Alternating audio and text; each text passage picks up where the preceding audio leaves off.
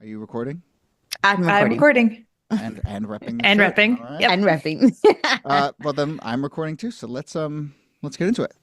Three, 2, 1. Hello and welcome to This Day in Esoteric Political History from Radiotopia. My name is Jody Avergan.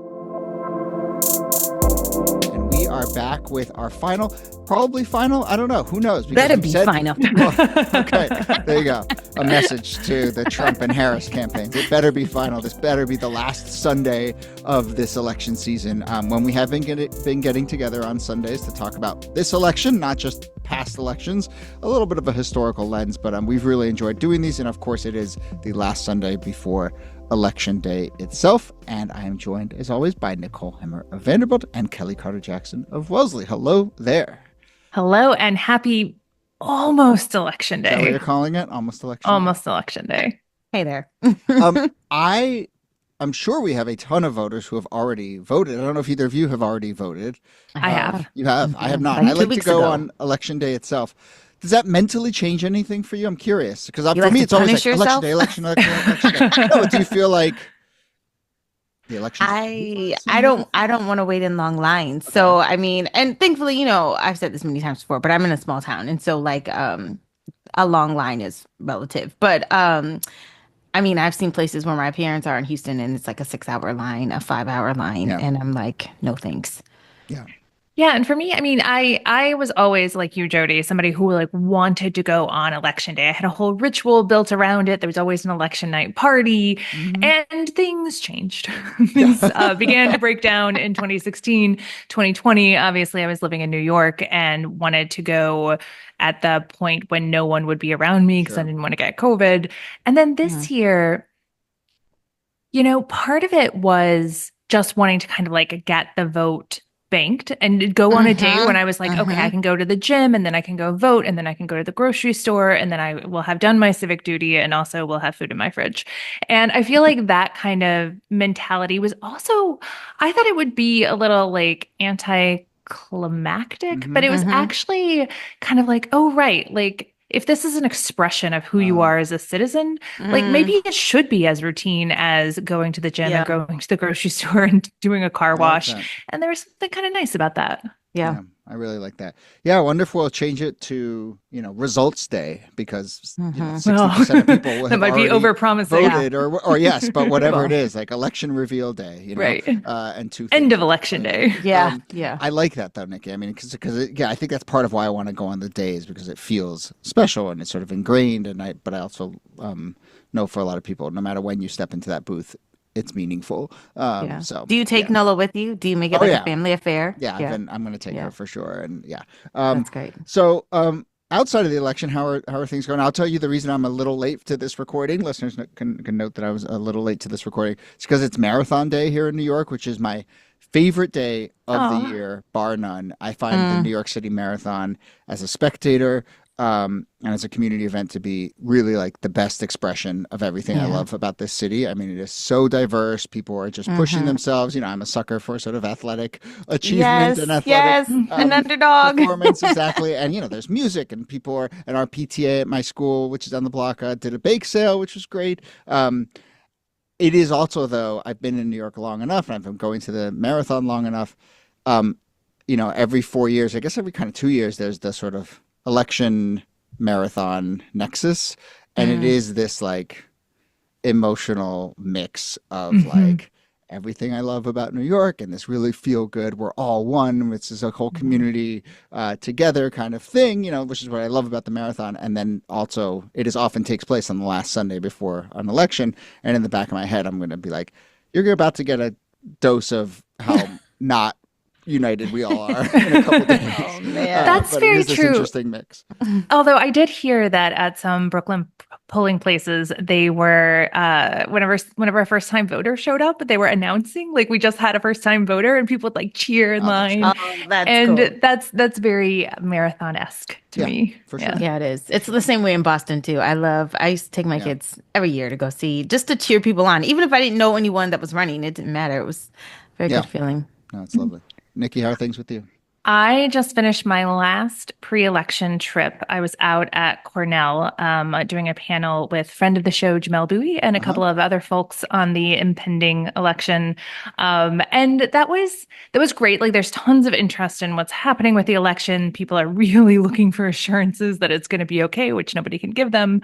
And then I got home and I was like, oh, right, I need to like clear brush in my backyard and rake leaves and just do very domestic things. And so I have been having a very domestic weekend, which has been really nice too. Nice. I took a trip. I meant to give a shout out. I took a trip out to Pomona College Oh, right. last week. The Pomona Student Union invited me to come, in part because there's a listen. We have a listener on the Pomona Student Union who's a Pomona student. Shout out to Bianca, who also I went and looked in my email and Bianca was the person who suggested that we do the "You Forgot Poland" line from the 2004. Oh, I And love I'm like, that. why does an undergraduate at Pomona know about the "You Forgot Poland" line? But I love it. But shout out to the Pomona Student Union for having me out there. It was a very lively and interesting discussion. That's awesome. And it's great to know we have listeners out there. But Yeah. I just wanted to sneak that in. Kelly, what's new with you? So yeah, I had just a little tiny debacle Okay. over the course of last week, really. So I had a sign that I bought for Harris weeks ago. I bought it in August. Took 6 weeks to show up Yeah. because it took a long time to get it. And then I was pulling out of my driveway and I noticed, my sign is gone. Like, and so I text my next door neighbor, like, hey, my sign is gone. And she was like, yeah, my sign's gone too. Matter of fact, they Oh, took it last week. I was like, Thieves. last week? I had been traveling, so I completely missed it. So I took to my message boards because that's what I do. My group chats, my group chats and my social medias. And I'm like, what in the world? I'm pissed. Somebody took my sign. Like I was so mad. And because it just feels like a violation, somebody going onto your property, like yeah. taking some, Yeah. it's such a violation. Whether you agree or not, it doesn't matter. Like, so of course, one of my good mommy friends was like, I will make you a homemade sign. And like she got construction paper, like made a sign, put little cats on it, and like waterproofed it, stuck it in my yard. Like I was like, I have the best neighbors. I mean, And then waterproofing is next yeah, I level. know, I know. I was like, really? Like, Wait, now before you tell us, I don't know if you were about to tell us what you've discovered. I'm curious to see. But yes.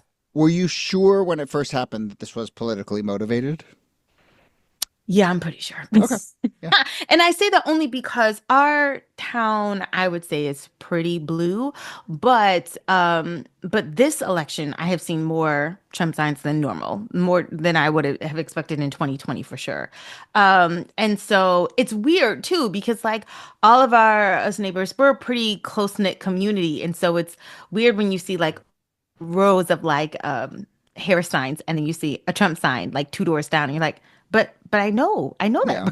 person. Like, and they're like, really? But like, it's so but the funny thing is that even my friend who's two doors down, who does has a Trump sign, was like, Kelly, that's really messed up. Nobody should be stealing signs. Like, I hope you get a new one. And then a bunch of other people were like, here's where you can get new ones. We've got signs yet. It was like all this coordination where all of a sudden people had like five Yeah. signs for me. I'm like, I don't need five signs. But I was really like, oh wow, this actually when people, disappoint you with theft, and then it just surprises me how much people can also like just bless you with kindness and Yeah. like, generosity. And so I noticed that in my town too. Like as I'm exiting my town, there is a ginormous, and when I say ginormous, I mean like the size of a billboard Hmm. Trump sign. It's massive. Like even I've seen some big signs, and this sign is like huge, and it was like hung up by like strings, basically like a Hmm. massive banner. And I was like, wow, that's big. And people would talk about it or whatever. Did you see that sign? Yada, yada, yada. So as I'm driving back home today, I noticed that the sign is down. And I was like, huh.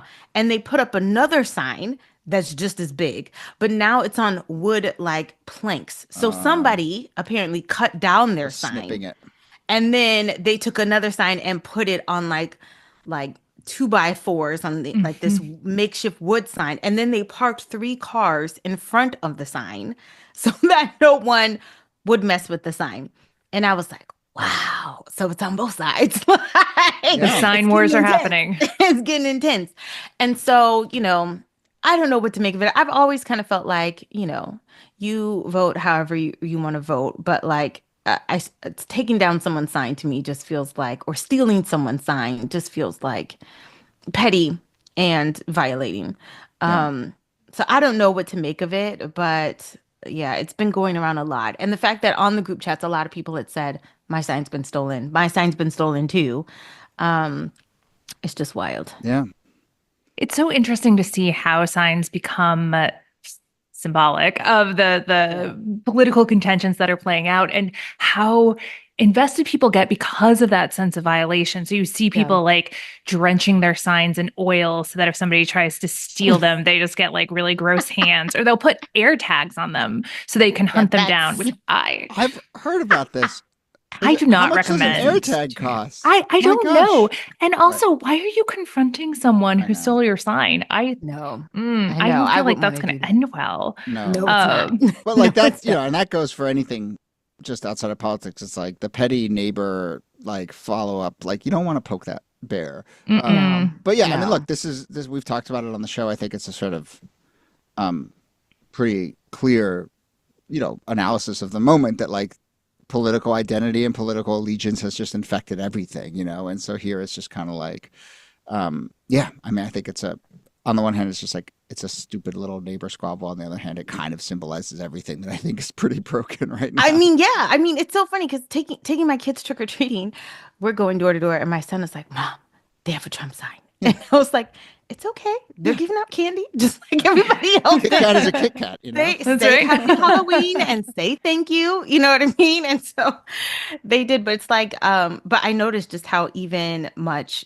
kids are paying attention to like, team blue, team red. Like it's very it's a lot. And it's actually a little disturbing because, there was a time, believe it or not, where you could, be a Democrat and married to a Republican. Yeah. Like you could Or like just not know someone's, I mean, not know your neighbor's or Right. not politics. know at all. And people somewhere, trot out, yeah, you hear these stories when people are like, in their 50s or 60s, and they're like, yeah, I was this person's, coworker and best sort of work friend for 30 years, and I never once knew whether they were a Republican or a Democrat. And, that just doesn't happen now.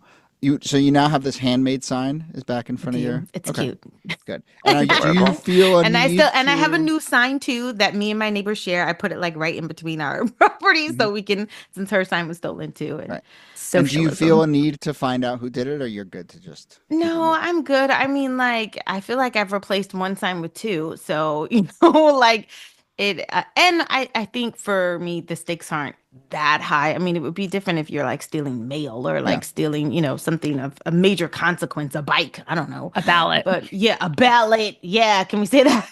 But like, but no, I Yeah. think, and I wonder too, like after Tuesday or after we have results, will people still keep their signs up, or when will do you remember like in 2020 there was that running joke like people had all these Black Lives Matter signs up and they're like, when can I take it down? Yeah. Like, like, is that bad? Like I don't know if I Not take great. it down. Like, That's funny. So it's I don't know how long you keep signs up for, but it will be interesting. Mhm.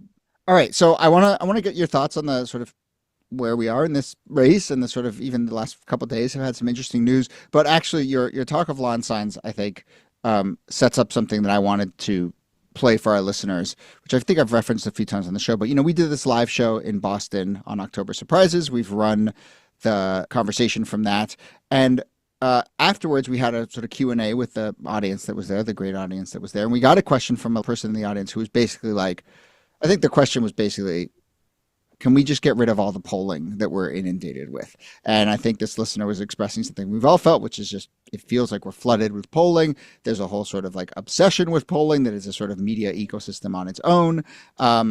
And it just, what good does it do? And we had a nice little exchange, and I want to play for folks what kind of my response was to it, which was a bit of a defense of polling, or especially a defense of polling as part of the way in which you try and understand the state of the race. So here's a little bit from our live show in Boston on polling, and then we'll come back. We can react to that, talk about some of the latest polling, and talk about the state of the race. But take a listen. Look, I did my time in the heart of the polling industrial complex at Yeah. 538. And, look, I completely agree that the sort of narratives that explode out of polling, the obsession over it is absurd.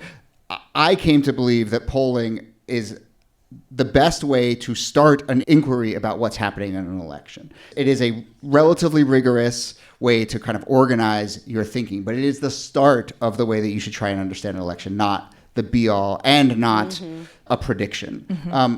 But before polling and reporting about polling and the kind of like last 15 years of polling obsession we've lived in, reporters, when they wanted to know what was happening in elections, would write about lawn signs. Like they would just think about the other ways that you can try and organize your thinking about what's happening in an election. They would go out there, they'd go to one rally and pick up the vibe, talk to 3 people, and then write a front page New York Times article about it. Or they talk about the lawn signs in Ohio or whatever. I will take something a little more rigorous than that any day. Yeah. So like, yes, I agree there are lots of problems, but when you compare it to the other ways that political journalism can begin to try and organize the state of a race, I kind of think it still might be the best place to start, or using it as one of the sort of tools of inquiry alongside a lot of other things. So anyway, so that was from our live show, and we're now back here on the Sunday before the election. It's so funny because when I was at Cornell, there was obviously a lot of election talk over dinner and drinks and those kinds of things.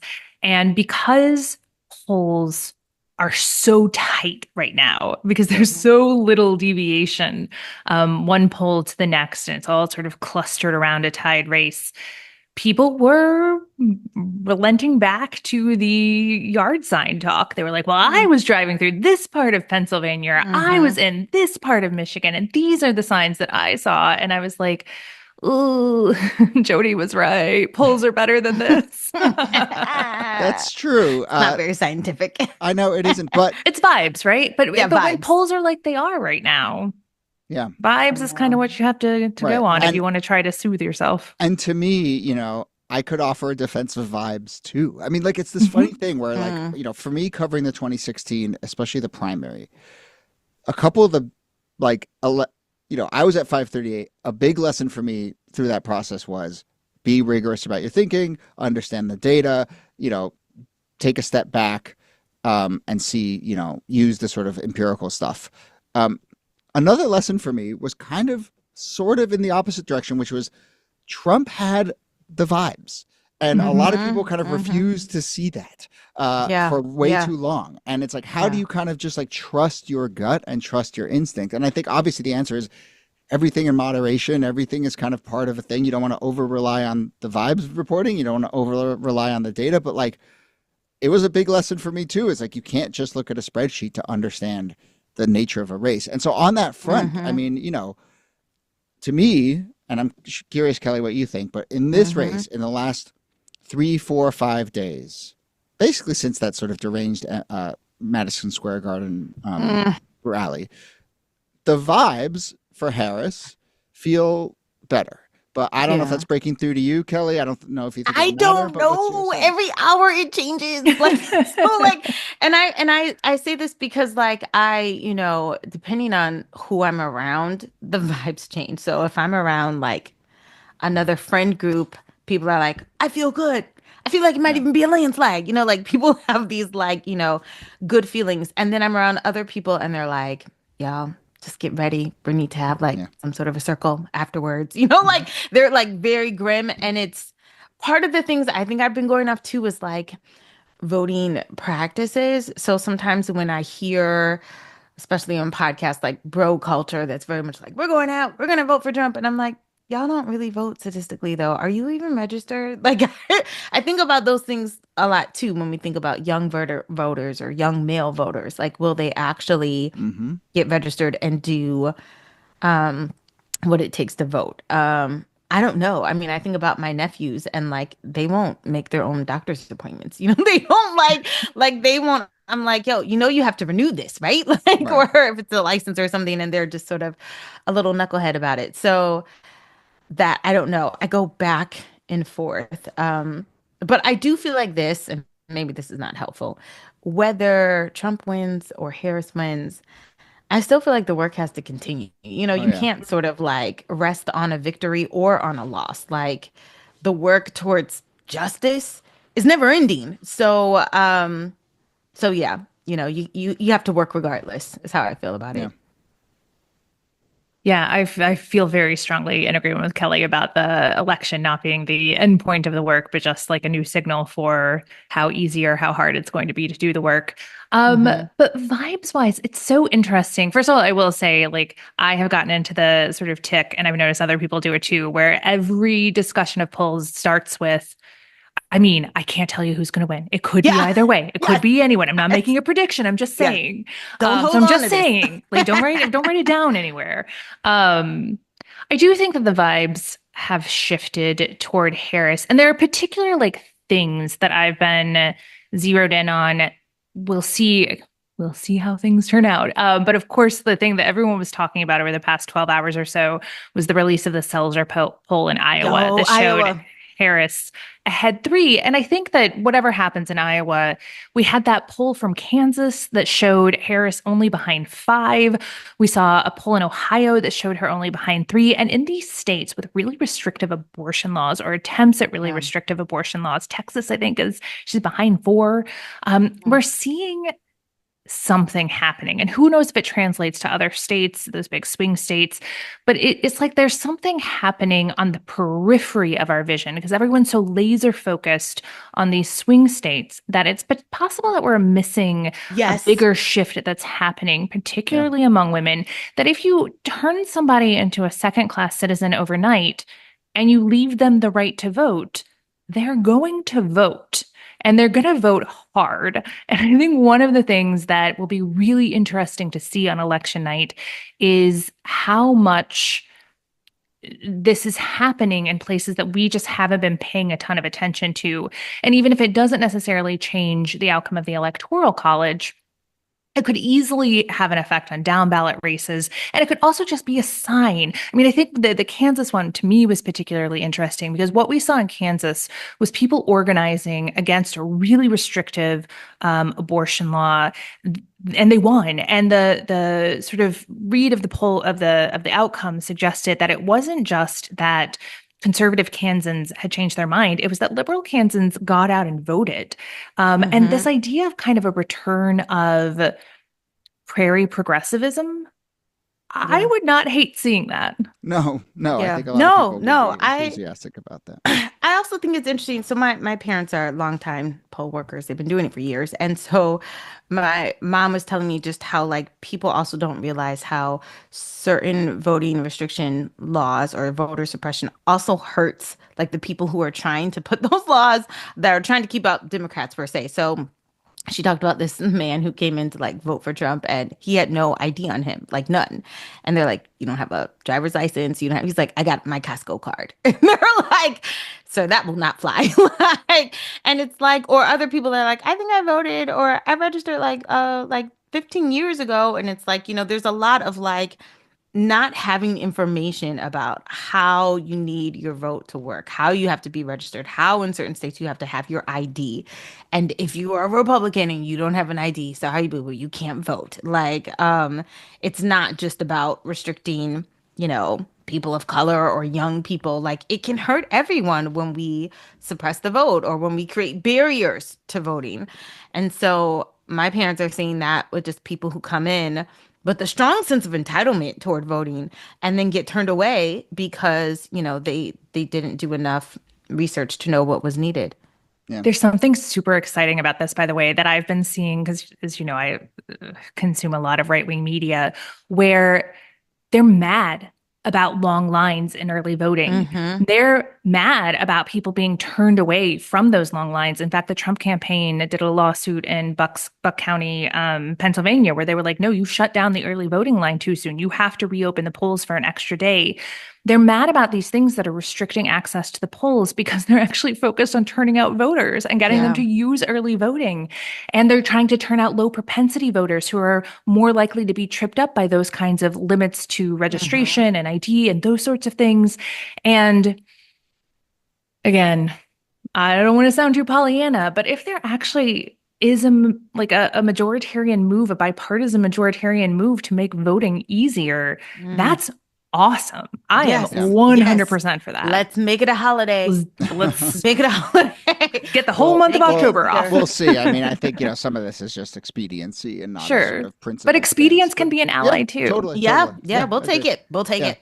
But I do tend to think that in these late moments when there's so much information and so much stuff kind of that you could sit and parse and dig in on, it's really important to kind of, as you both have, like, remember the sort of very basic sort of precepts of this race and of an election. And it's like, women are pissed. The economic malaise is real, and people are really feeling that. And like, those are the two kind of main forces. One argues in Harris's favor, and one argues in Trump's favor. And then there's other little stuff around the margins.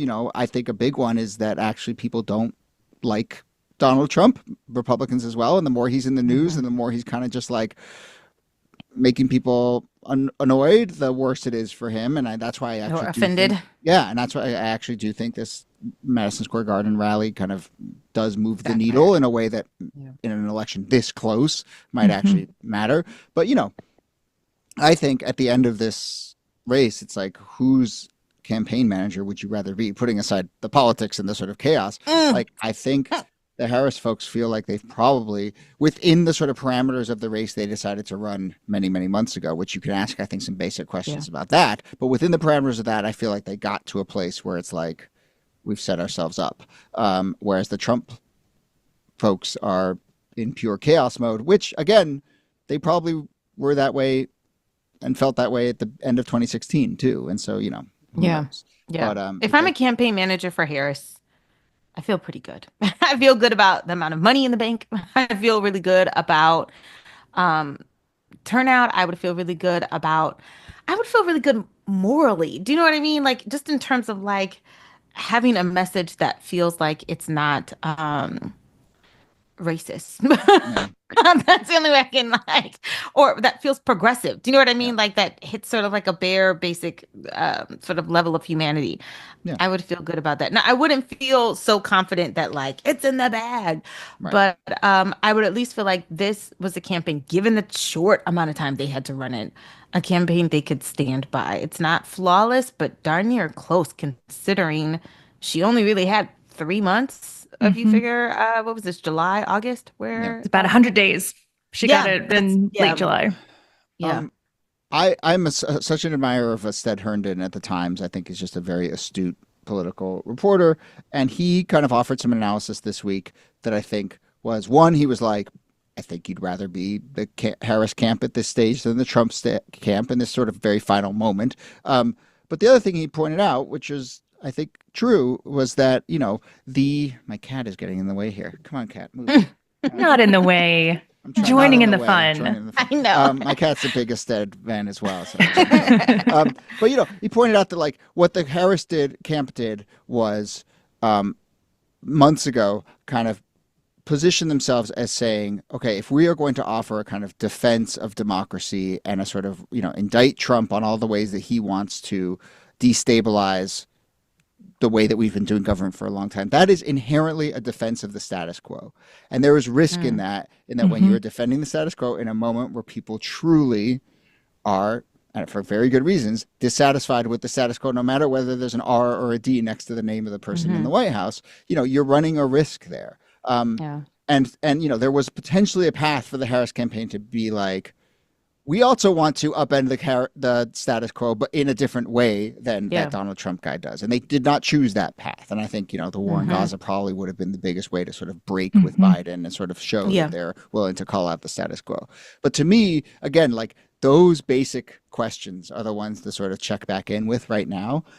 We have for all sorts of reasons, but we effectively have a status quo, anti-status quo dynamic going on, along with all the other dynamics that we just discussed.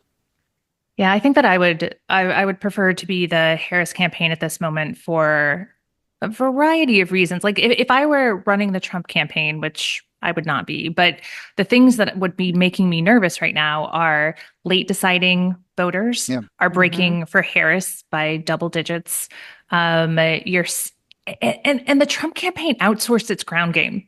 And now there are all these stories coming out that the people who are doing the ground game, primarily groups led by Charlie Kirk and Elon Musk, don't know what they're doing and have a bunch of people who are scamming them. Like it's like full of grifters. And so the work isn't actually being done. And we don't really know, has politics shifted in such a way that, getting out and knocking on doors isn't as important. Right. Maybe that will turn out to be the case. But I would be pretty worried about that if I were the Trump campaign. Yeah.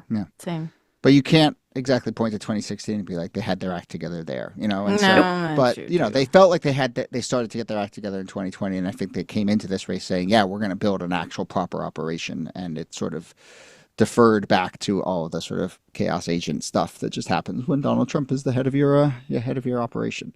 All right. Well, let's give ourselves the rest of our Sundays back because we're going to have to sleep and hydrate and get ready for quite the long week. I guess we should tell electrolytes, everyone. Yeah. We're going to run something in the feed on Tuesday, which is election day. Probably something that'll just give you a little sort of a breather because I'm sure you'll be able to fill your head with plenty of other stuff from that day itself. Don't get stressed about the exit polls. I'll just say that, folks. Don't, just tune out until 7 p.m. and then turn on whatever channel of choice, and then you can start to stress. Maybe 9 p.m. Maybe 9. Great. Make sure you at least have a television on by 9 p.m. You can obviously tune in earlier, but ration your consumption during that period. And then we are going to, obviously we have a regularly scheduled episode on Thursday. So on Wednesday, we're going to record a kind of reaction. Where are we? Most likely what do we not know kind of episode, given where I expect things to be going. But we'll record on Wednesday and have something on Thursday. So if listeners have questions as they watch results coming in on Tuesday night or into Wednesday that you want us to discuss, hit us up on social media. I will probably be relatively active on Threads, my new social media of choice. And so I'll be there chattering away probably Tuesday night and into Wednesday. But do either of you have specific plans for or rituals other than self-care for Tuesday night? Yeah, I have to teach, and then I'm getting my hair done. And that's exactly right. Just another Tuesday. And then I'm going home to relax, and I'll do all the things that evening, but I'm trying to keep it very, routine and hang out with my kids, put them in bed, and then I'll go downstairs and I'll watch and fill my brain with all of the poll and all of that stuff. So, yeah. Yeah, I have traditionally filled my election nights with deadlines and commentary and those kinds of things. And I'm kind of taking this one off. I'll probably join you, Jody, on Threads and Blue Sky. I don't traditionally use those, and Instagram, which is something that I do use more often, just because I really like the flow of election night conversation. But I'm more of an observer this election, which I'm actually kind of liking. I was invited to a couple of election night things, but I think I just want to, see what's happening, not have to perform in any way, either for a party or for a camera, and just see what happens. Yeah. Well, I've got my drink ready. There you go. Yeah, that's what I was about to ask. But look, if you don't take it from us, take it from, I heard an interview with Steve Kornacki, and even Steve Kornacki, who is the most wired in person, even Khaki Pants Steve said Korkaki. That on Steve Korkaki, there you go.